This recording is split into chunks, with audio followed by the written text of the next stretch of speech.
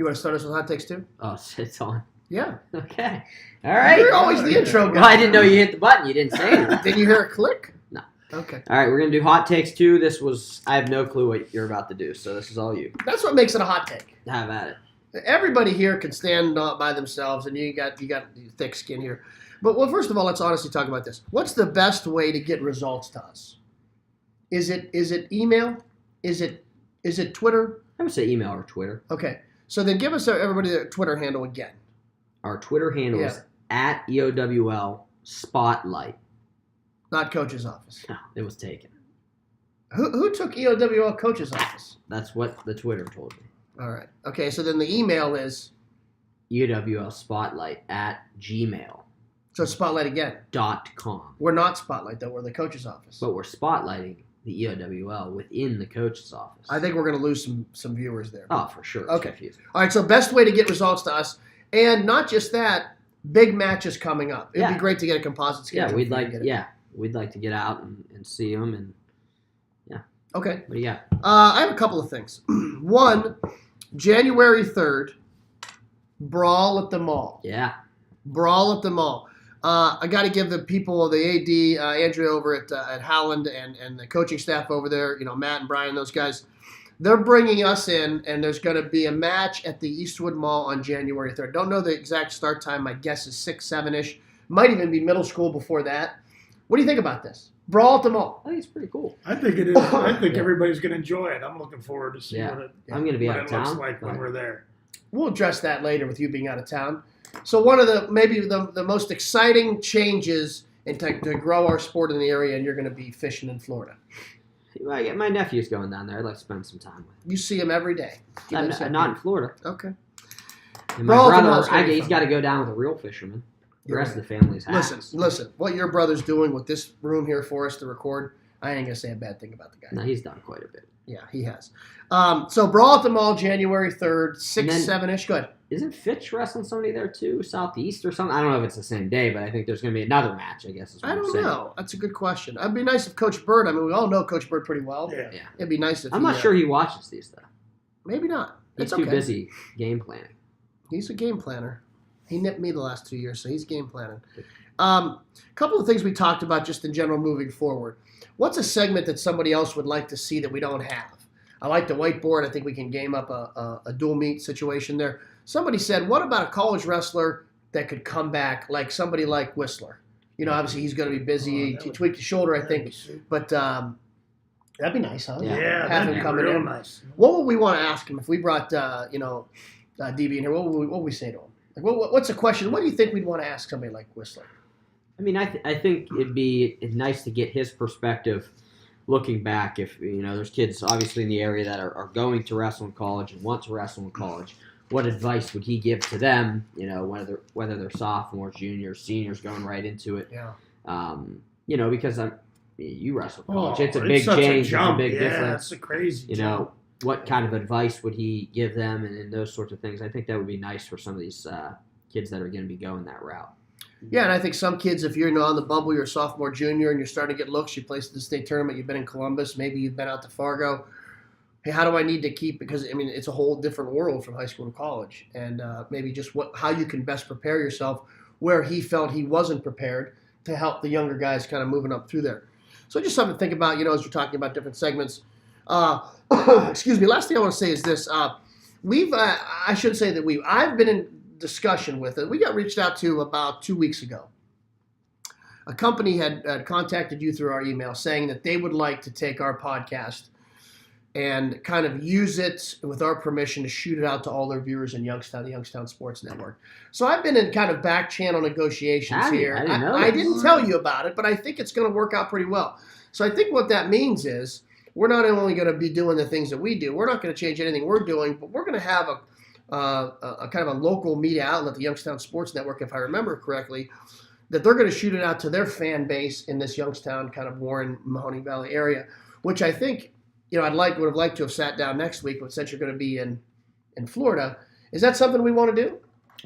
That'd be interesting. Yeah, I think the What more is it? people, It's Youngstown Sports Network. What do they do? What I think they're exactly what it sounds like. I think they're an organization that kind of does podcasts and does coverage for local sports. Their problem is they don't have anybody that knows wrestling. Like they have football, they have baseball, they have basketball, they have all these people that do these segments and podcasts, but they have a void in wrestling, and they see this as a strong area with wrestling.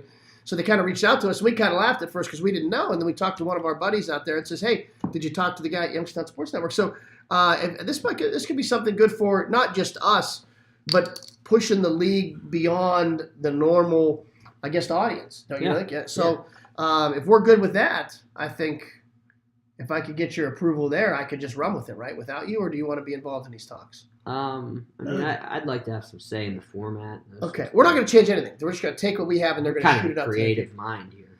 Well, you got to be here in order to be creative mind. So the idea was to promote wrestling with the start of this with you guys, and I think that would certainly help promote it. Well, that was my idea. Dean was More just people tired you that touch. he wasn't being mentioned in any more Joe Simon articles, so he had to get out, get his face out there. He's somewhere. bored stiff. He can't wait to get back into wrestling now. Yeah. Being a fan's good. Yeah, I'll it tell is. you that. It's Yeah, it allows you fun. to go to other matches. We got to and see things a like lot that. of wrestling the last couple of weeks. We're trying to get out there. Yeah, we have for sure. Last thing is this: you talked about Whistler and what you could do if you're a college kid, so on and so forth. I'll say this: I was in Columbus with my nephews during the Hilliard Davidson program, and they're middle school wrestlers. They're seventh graders getting back into it. I went to practice this morning.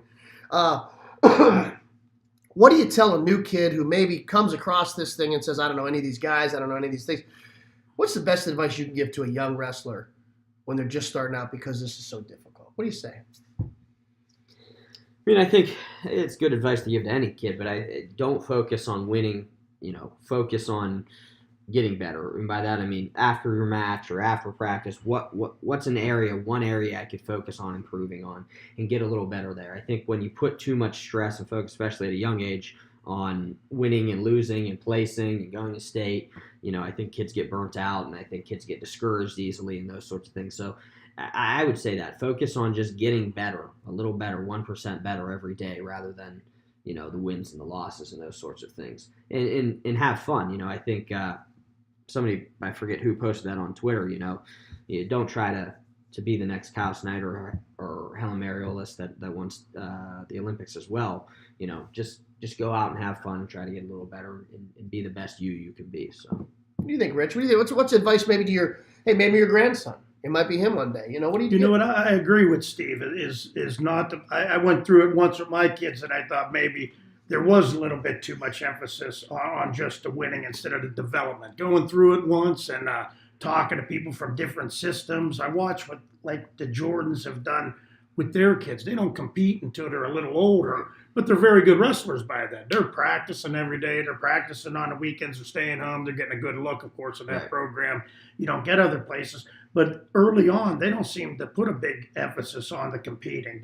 They develop their kids. By the time they compete, they're very good wrestlers. Yeah. It saves them some of the stress, some of the beatings you get Mentally young. and physically, I think there's a lot to be said for it. Yeah. To start competing a little later. You can't start wrestling later necessarily, but I think some of the stress of competing, the time involved. You'll spend all day Saturday getting less goes than if you stood in your room and wrestled with somebody for an hour. Yeah, the more I get away from this and look back and reflect, and we've talked about this too, the older I get, the more you realize that maybe this needed tweaked and this needed tweaked. And I guess I'm looking for advice to talk to my nephews.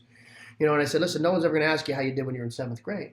You just got to learn how to train, be coachable, and just keep getting better. This is one of the few sports on the planet that it's just going to take some time. Yeah. And it's not a natural flow of events. We always said it's a marathon. It's not a sprint. Yeah. Wrestling. That's some good advice. That's some good advice for everyone. And I'll be honest with you, our best kids in our room over the last 5, 10, 15 years have always been kids that went back to the basics and were good at some things first before they started branching out. But they were also coachable, and they could handle constructive criticism. They knew we loved them. They knew we cared about them, and we wanted them to be successful. But they were never uncoachable. I feel like that you get to a kid to a point where he's uncoachable, then you got real friction there. I think our kids are incredibly coachable. Yeah. So sound good? Okay, so that wraps up week 4, right? Yeah. Week 5 will be without Coach DeMilo here. So we may go a couple different directions. Probably can't get into the mothership here. We'll probably have to go someplace else. Maybe you could do an on-scene with Josh Lowe at Brexville on Twitter. What we could do. Okay. Coach, thanks for coming in. Appreciate it. Yeah. Thank you. Well, I had a lot of fun. Hey, what are you doing next week? We might need you for this. I'll be here. I Okay. come every week. If I'm not here, I'll be sitting in the Been chair in over the there. audience with the rest of everyone else. Yep, I got you. All right. Thanks, guys.